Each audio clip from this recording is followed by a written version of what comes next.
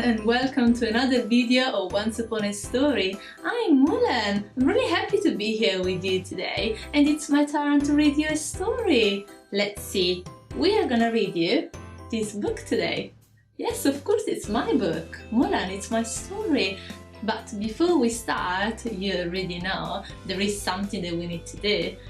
I know that you've been learning British Sign Language with my other friends. Today, I want to show you the alphabet.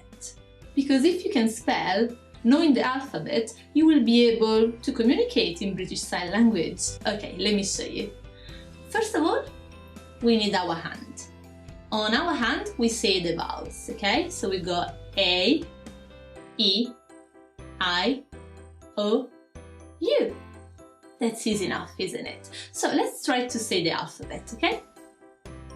A, B, C, D, E, F, G, H, I, J, K, L, M, N, O, P, Q, R, S, T, U, V, W, X, Y, and Z.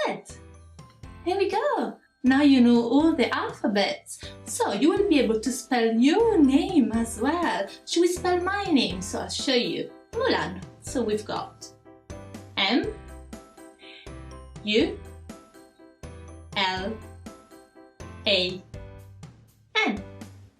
Mulan. I hope you will learn it. I'm sure you will be able to spell your name, to spell so many more words. It's now time to start our story. So get yourself comfortable, then we start. See you later. Bye!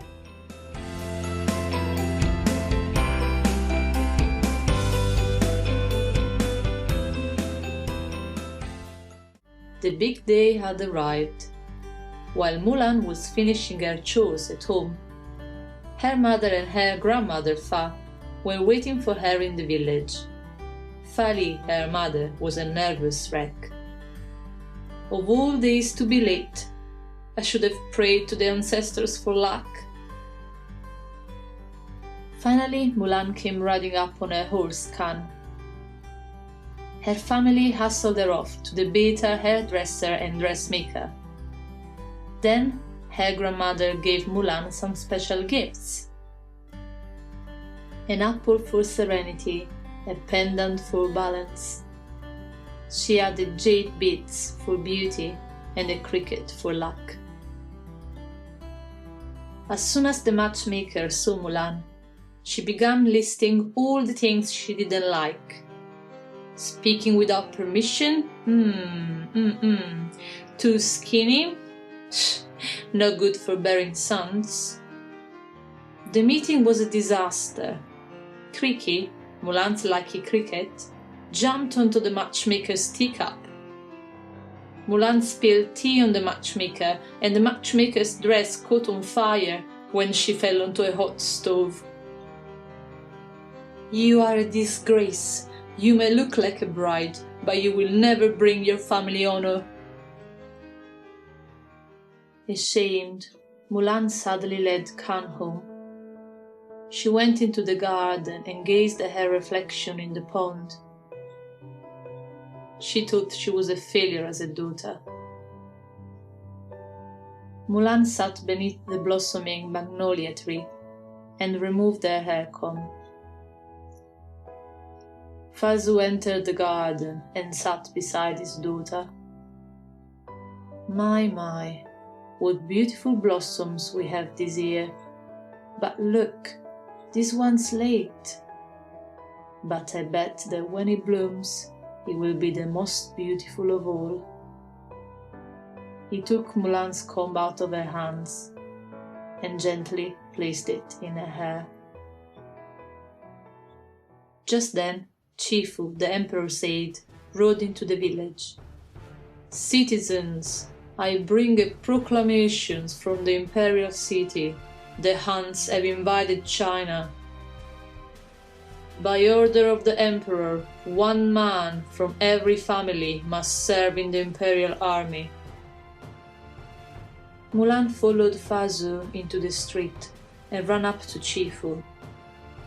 She was worried that her father was too old to fight. "Please, sir, my father has already fought bravely." "Silence! You would do well to teach your daughter to hold her tongue in a man's presence." "Mulan, you dishonor me." That afternoon, Mulan secretly watched her father practice his sword moves. When the exercise caused him pain in the leg he'd hurt in the war, Mulan hurried away, only to argue with him at dinner. "There are plenty of young men to fight for China. It is an honor to protect my country and my family." "So you'll die for honor?" "I will die doing what's right. But if you—" "I know my place. It is time you learned yours." Later that night, Grandma Fa awoke with a start. Something had happened to Mulan. She ran to tell her parents. They saw that she had taken Fa Zhou's army summons and left her hair comb in its place. Mulan had cut her hair, changed into her father's armor, and galloped away on Khan. To anyone she would look like a son, not a daughter. Fa Zhou knew the law. If a woman pretended to be a man, the penalty was death. Grandma Fa faced the family temple. "Ancestors, hear our prayer. Watch over Mulan." The ancestors were listening. The first ancestor called for a disgraced little dragon named Mushu, who wanted to be a family guardian again. "So, tell me what mortal needs my protection, great ancestor. You just say the word and I'm there." "You are not worthy of this spot. Now, awaken the great stone dragon." Mushu went outside and hit the great stone dragon with his gong. When the statue broke into pieces, Mushu decided to go after Mulan and make her a hero, so he could get his place back as a guardian. He hurried off to find her, followed by Cricket, the lucky cricket. The first thing Mushu did was start a fight between Mulan and the soldiers. The men happily blamed her when Captain Shang appeared. "What's your name?" I've got a name, and it's a boy's name too. Yes, my name is Ping." "Let me see your conscription notice." "Fa Zhou. De Fa Zhou?" Chifu, the emperor's sage, looked suspicious. "I didn't know Fa Zhou had a son." Training was to begin right away, for the army needed many good soldiers. In order to teach the men both discipline and strength, Shang had them tie a bronze disc to each wrist and climb to the top of a tall pole to retrieve an arrow. Everyone failed, including Mulan. But Mulan was determined and smart. One night she tied the discs together and used them to pull herself up the pole. She was the first to get the arrow. The other soldiers began to admire Mulan, especially the huge Chimpo, the tall skinny Ling, and the short excitable Yao. They became her friends. Inspired by Mulan, Shang's troops worked harder to improve their military skills. For soon they had to be ready to face Shan Yu, the leader of the Huns, and his attacking army. Throughout all this, Mulan was pretending to be a man, but one night she sneaked away to bathe into a lake. Suddenly, her friends came running down the hill, throwing off their clothes. Mushu was standing guard. "We're doomed!" "Oh, hi guys, I didn't know you were here." Mulan ducked behind a rock as Mushu dove underwater and bit Ling. Ling shot out of the water. "Snake!" While he and his pals hopped onto a rock, Mulan escaped. Mushu's trick had worked. When Mulan and Mushu returned to camp, they overheard Chifu talking to Shang. "Those boys are not more fit to be soldiers than you are to be captain. Once the general reads my report, your troops will never see battle." Chifu was jealous of Shang, but Mushu had other worries. "I've worked too hard to get Mulan into this war. This guy's messing with my plan." With Crickey's help, Mushu wrote a fake letter to Chifu from Shang's father, General Li. Chifu hurried to tell Shang the news.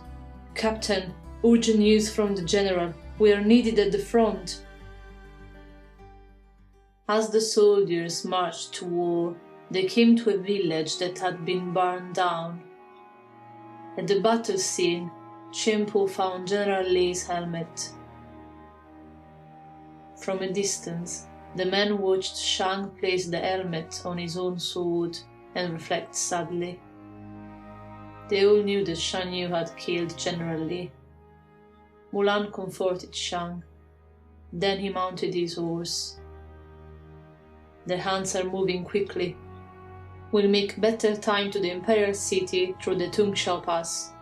We are the only hope for the Emperor now. Move out!"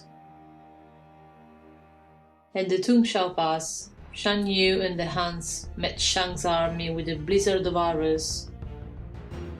Shang's troops fought back with cannon fire. Soon, a massive line of Hans appeared on the horizon. Shang called out orders.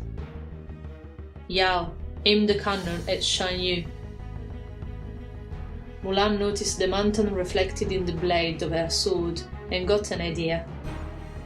She grabbed the last cannon from Yao and began running toward the Hans. "Ping! Come back! Ping!" As Shan Yu galloped towards Mulan and the cannon, Mushu's eyes grew bigger and bigger. "All right, you might want to light that right about now. Quickly, quickly!" Instead of firing at Shan Yu, Mulan tilted the cannon and fired at the mountaintop. The explosion started a huge avalanche. As a wall of snow thundered down towards the two armies, Shan Yu slashed angrily at Mulan. She ran away as the avalanche buried Shan Yu and his army. The snow continued spilling down the mountain. Mulan leaped on Khan and tried to grab Shang, but he disappeared under the snow. Soon after, she found Shang unconscious and lifted him onto Khan.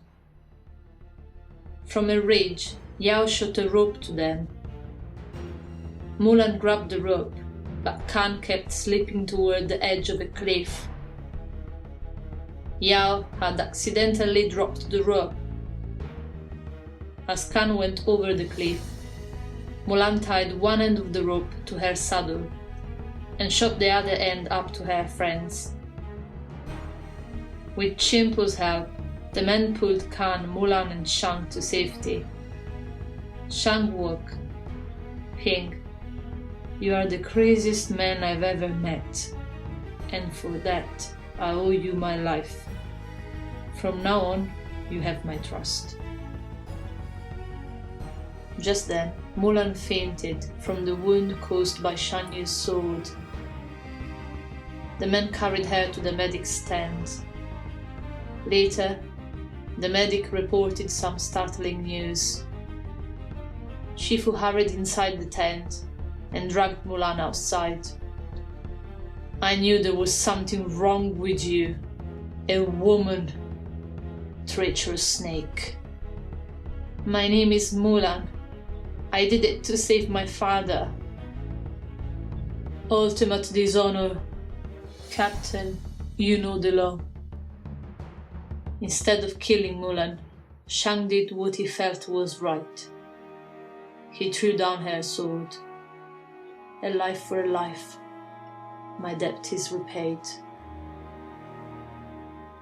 The troops left Mulan and headed for the Imperial City. I should never have left home. Maybe I didn't go for my father. Maybe what I really wanted was to prove I could do things right. So when I looked in the mirror, I'd see someone worthwhile. But I was wrong. I see nothing. The truth is, we are both frauds. Your ancestors never sent me. They don't even like me. I mean, you risked your life to help people you love. I risked your life to help myself, Mushu said. Mulan heard a noise. She peeked over the ridge and saw Shan Yu and his toughest warriors climbing out of the snow and heading for the Imperial City. Mulan grabbed her sword and mounted Khan. In the Imperial City, Mulan rushed up to Shang as he rode in the victory parade. The Huns are alive. They are in the city. You don't belong here, Mulan. Go home. Mulan tried to find someone to help her as Shang presented Shan Yu's sword to the Emperor. Suddenly, a falcon swooped down and grabbed the sword out of Shang's hand.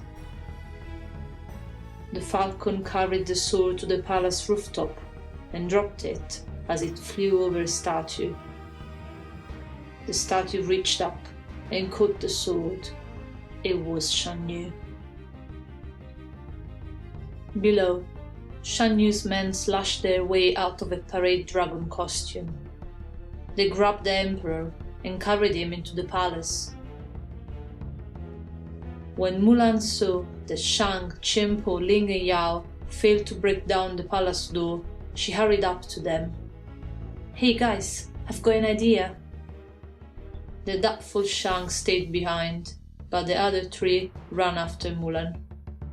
She disguised them as women, knowing that the Huns would never imagine that women would fight back. Then Shang decided to trust Mulan, and they all defeated the Han guards. With the guards out of the way, Shang burst through the door just as Shan Yu was about to kill the Emperor.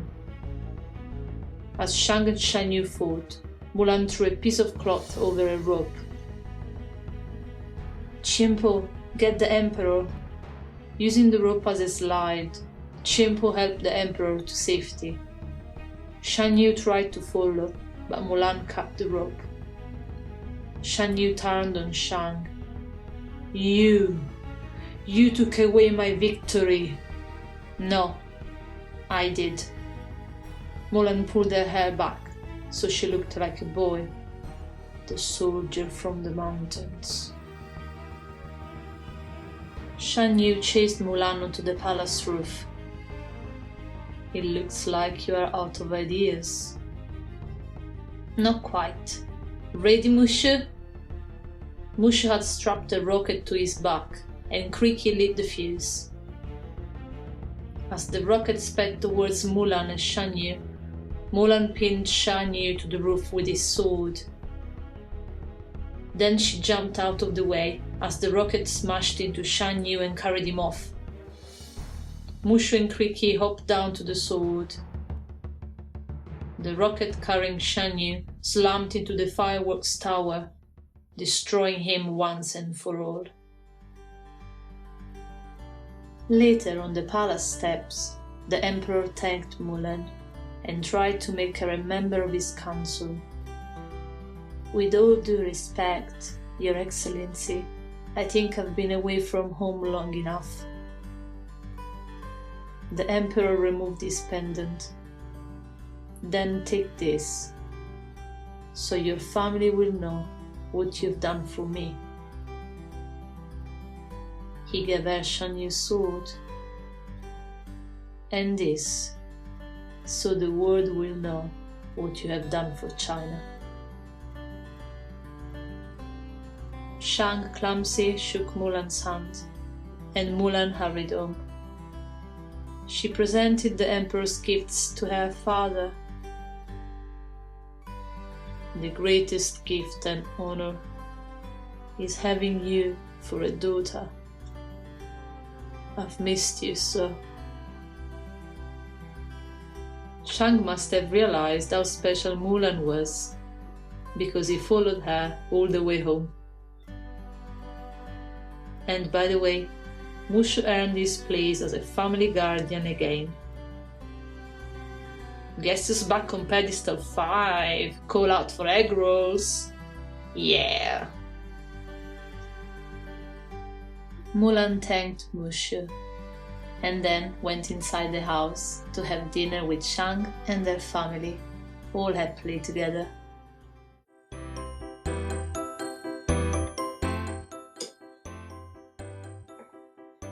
Oh, I really like this one. Oh, hello there again. Did you like our story? I was just having a look at my lovely hair sticks. As you've noticed, I've got 2 in my hair today. They are very pretty. Oh, I love all my hair sticks. I wanted to show you a pair that I really like. They're one of my favorites. I think they're very beautiful. Let's see if you can see them. Yeah? Very, very beautiful, but they are all really beautiful. I have got them in here. Sorry, I didn't mention it before. This is something I made myself in Mushu's honor. It looks a bit like him, doesn't it? It's a lovely dragon. He was so happy when he saw it. He's a funny little guy, isn't it? But he helped me a lot and I'm grateful for it. Now I'm sorry, but I really must go. So please everyone, stay safe and I hope to see you soon. Bye bye now. And remember, the flower that blooms in adversity is the most rare and beautiful of all.